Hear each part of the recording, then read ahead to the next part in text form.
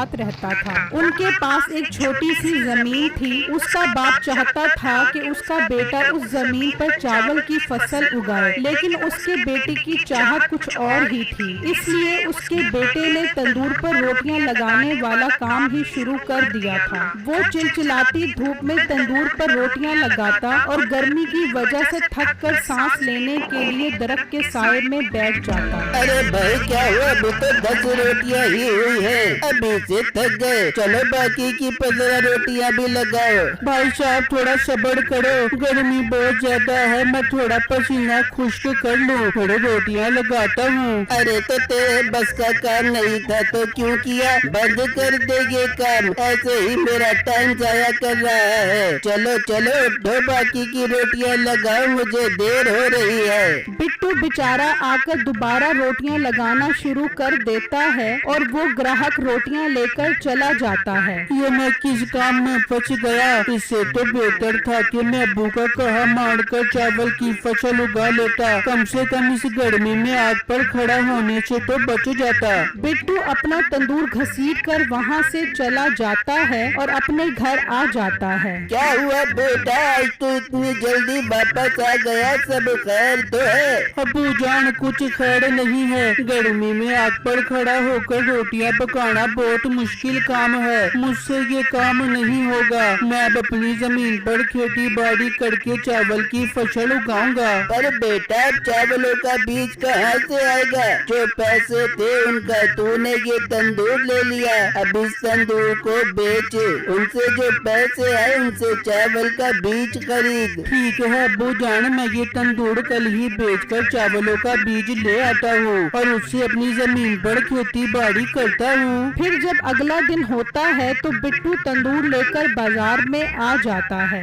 और बिट्टू खैर तो है, ये तंदूर लेकर कहाँ जा रहा है? मीठे भाई मैं ये तंदूर बाजार बेचने जा रहा हूँ। अब मैं रोटियाँ नहीं लगा सकता तंदूर पर, इसलिए इसे बेचकर चावल का बीज खरीदूंगा। बिट्टू चावल का बीज खरीद कर क्या करेगा? मीठे भाई हमारी जो जमीन पड़ी है उस पर खेती बाड़ी करूँगा और बहुत अच्छा मुनाफा कमाऊंगा। बिट्टू की बात सुनकर मीठा सोचने लगता है, यार ये तो बहुत अच्छा मौका आया है कमाने का, मैं इससे तंदूर का सौदा बनाता हूँ। अच्छा मीठे भाई मैं चलता हूँ, मुझे देर हो रही है। अरे बिट्टू मेरे प्यारे भाई, क्या तू तंदूर बेचने के लिए खज्जल ख्वार हो रहा है? मैं हूँ ना, मैं तेरा हमसाया हूँ, इस तंदूर पे पहला हक मेरा है। तुझे चावलों की बोरी चाहिए ना, तू तंदूर मुझे दे जा, कल आकर मेरे से चावल की बोरी ले जाए। अरे मीठे भाई इससे अच्छी बड़ा बात क्या हो सकती है, मुझे मंजूर है, मैं कल आकर आपसे चावल के बीज की बोरी ले जाऊंगा। बिट्टू अपना तंदूर वहीं छोड़कर घर आ जाता है और सबको बताता है तो उन्हें सुनकर बहुत खुशी होती है। बिट्टू ये तो अच्छी बात है जो मीठे भाई ने आपसे तंदूर खरीद लिया, देखा ना हमसाया ही हमसाये के काम आता है। बस बेटा तू कल पहली फुर्सत में उससे बीज लाकर खेती बाड़ी शुरू कर। जी अब्बू जान मैं कल से ही अपना रोजी धंधा शुरू कर देता हूँ। वहाँ मीठा वो तंदूर 30,000 रुपए का बेच देता है और पैसे लेकर आरती के पास पहुँच जाता है। भाई साहब चावल के बीज की बोरी कितने की है?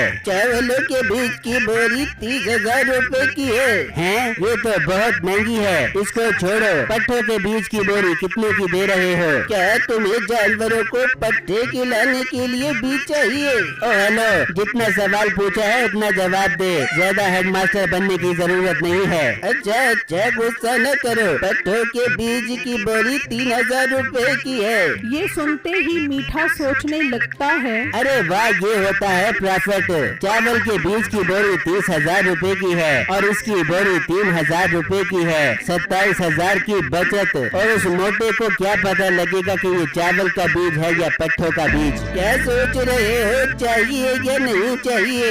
हाँ हाँ ठीक है, एक बोरी पट्ठों के बीज की दे दो। मीठा उसे 3,000 रुपए देकर वो बोरी लेकर घर आ जाता है। बेटे ये थोड़ा कौन सा काम धंधा शुरू कर दिया है, ये कौन सी बोरी उठा के लेके आ रहा है? मीठा उसे सारी बातें बताता है तो वो ये सब सुनकर बहुत खुश होती है। अरे मिट्टी बड़ा बेवकूफ बड़ा है तूने, उससे कसम से जब फसल तैयार हो बेगी और चावल की जगह जानवरों के खाने वाले पट्टे तैयार हो बेंगे तो दाड़ दाड़ मचा के रोपेगा। हाँ बेगम, बड़ा मजा आएगा, कसम से उसे रोता देखने का। फिर जब अगला दिन निकलता है तो मीठा वो बोरी लेकर अपनी दुकान पर आ जाता है और बिट्टू के आने का इंतजार करने लगता है। कुछ देर बाद बिट्टू भी वहाँ आ जाता है। आओ बिट्टू आओ, मैं तुम्हारा ही इंतजार कर रहा था। ये रही तुम्हारी चावल के बीज की बोरी, खेती बाड़ी शुरू करो और जब चावल तैयार हो जाए तो मुझे मत भूलना। अरे मीठे भाई, मैं आपको भला कैसे भूल सकता हूँ। इस मुश्किल वक्त में तो आप ही मेरे काम आए हो। मैं पूरे चावल की बोरी का कट्टू आपके घर पहुँचाऊंगा। ठीक है, अब ये बोरी ले जाओ। बिट्टू वो बोरी लेकर चला जाता है और अगले दिन से ही वहाँ बीज डालना शुरू कर देता है। इस तरह कई दिन गुजर जाते हैं और जब फसल तैयार होती है तो बिट्टू देखकर हैरान रह जाता है कि फसल तो जानवर के खाने वाले पट्ठों की होती है। बेटा, ये तो मीठे ने हमारे साथ धोखा कर दिया है। उसने चावलों के बीज की जगह पट्ठों का बीज दे दिया है। अबू जान, मुझे उम्मीद नहीं थी मीठे भाई हमारे साथ इस तरह धोखा करेंगे। मैं भी उनके घर जाता हूँ, उनसे पैसे लेकर आता हूँ। बिट्टू गुस्से में घर पहुँचता है और उससे अपने पैसे वापस मांगने की दुहाई करने लग जाता है, मगर मीठा तो उसकी बेबसी पर बहुत खुश हो रहा होता है। और मोटे, ज्यादा मेरे सामने रोने वाला मुंह बनाने की जरूरत नहीं है। जो पैसे मेरे पास थे वो मैं खा गया हूँ। अब तो मेरे पास 1 रुपया भी नहीं है। चल शाबाश मेरा वीर, यहाँ से निकल और वो पट्टे जानवरों को खिला ताकि तुझे उनकी दुआ लगे। बिट्टू उदास होकर वहाँ से चला जाता है और जैसे ही अपने खेत में आता है देखता है कि वहाँ एक परों वाली गाय चारा खा रही है। बिट्टू उसे देखकर हैरान रह जाता है। ये तो बहुत अजीब गाय है। मैंने ऐसी गाय अपनी जिंदगी में पहली बार देखी है। जाने ये गाय किस दुनिया से आई होगी। वो गाय जैसे ही बिट्टू को देखती है तो उड़ने की कोशिश करती है। बिट्टू आगे बढ़ता है और उसकी दुम पकड़ लेता है। वो गाय उड़ती हुई आसमान की तरफ चली जाती है और बिट्टू को लेकर एक नई दुनिया में आ जाती है, जहाँ एक बुजुर्ग बैठा होता है। कौन हो तुम और तुम्हारी हिम्मत कैसे हुई मेरी गाय की दुम पकड़ के ऊपर आने की? बाबा जी, ये गाय मेरे खेत में फसल खा रही थी और मुझे ये उड़ने वाली गाय देखने में बहुत अजीब लगी, इसलिए मैंने इसकी दुम पकड़ ली कि देखूं तो सही ये गाय कहाँ से आई है। शुक्र करो तुम अकेले थे इसलिए बच गए। इसकी दुम बहुत नाजुक है, अगर 2 बंदे होते तो इसकी दुम टूट जाती और तुम आसमान से नीचे गिरते और फिर तुम्हारी रूह आसमान पर आती। बाबा जी, मैं बहुत परेशान हूँ। मेरे साथ बहुत बड़ा धोखा हो गया है। अब मैं अपनी दुनिया में वापस नहीं जाना चाहता।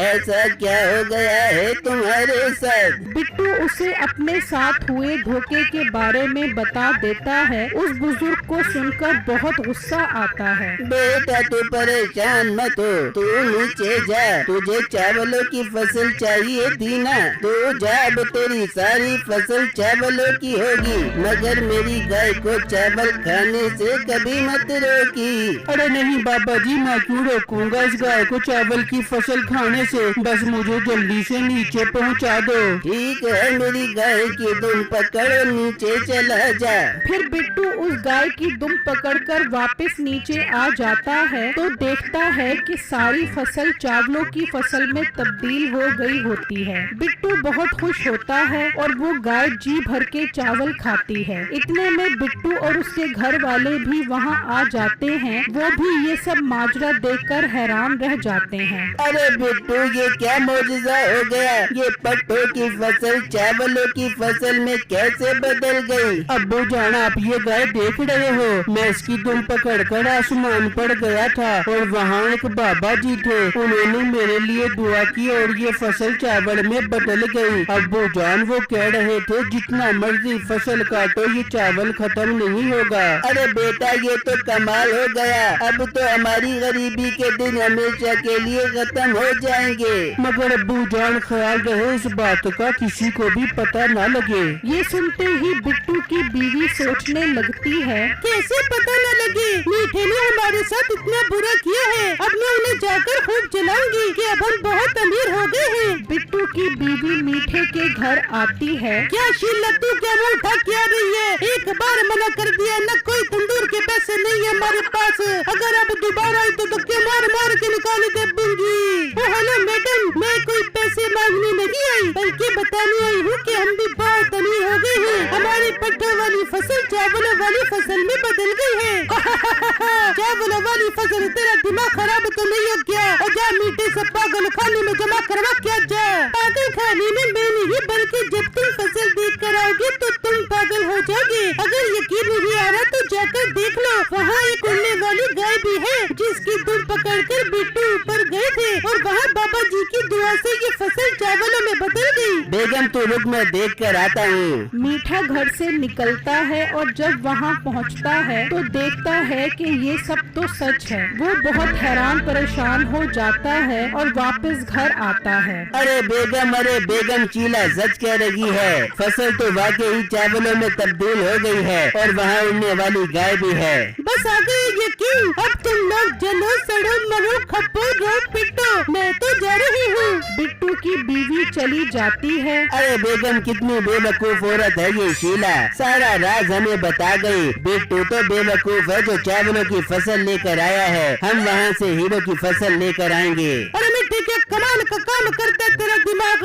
हम शाम में जाते हैं, उसकी दुम पकड़ के आसमान से हीरो की फसल लेके आते हैं। फिर शाम होते ही वो दोनों घर से निकलते हैं और उस खेत में आ जाते हैं जहाँ वो गाय चावल खा रही होती है। देख मिट्टी कैसे चप्पड़ चप्पड़ चावल खा रही है। अरे चलने की तैयारी कर, हम दोनों ने आसमान पर जाना है। गाय उन्हें देखकर उड़ने की कोशिश करती है तो मीठा उसकी दुम पकड़ लेता है और नसीबो मीठे की टांग पकड़ लेती है और वो आसमान की तरफ चले जाते हैं। मीठे को ये नहीं पता होता कि दो बंदे उसकी दुम पकड़ेंगे तो दुम टूट जाएगी। फिर अचानक उस गाय की दुम टूट जाती है और वो दोनों आसमान से नीचे गिरते हैं। अबू जान ये कैसी आवाज आई है अपनी खेत से? हाँ बेटा, आवाज तो मुझे भी आई है, चल चल के देखते हैं। वो वहाँ आते हैं तो देखते हैं कि मीठा और नसीबो मर चुके होते हैं और गाय की दुम उसके हाथ में होती है। बिट्टू फौरन सारी बात समझ जाता है। अच्छा, तो इन दोनों ने भी ऊपर जाने की कोशिश की थी, इन्हें क्या पता था कि इस गाय की दुम कमजोर है, दो बंदों से टूट जाएगी।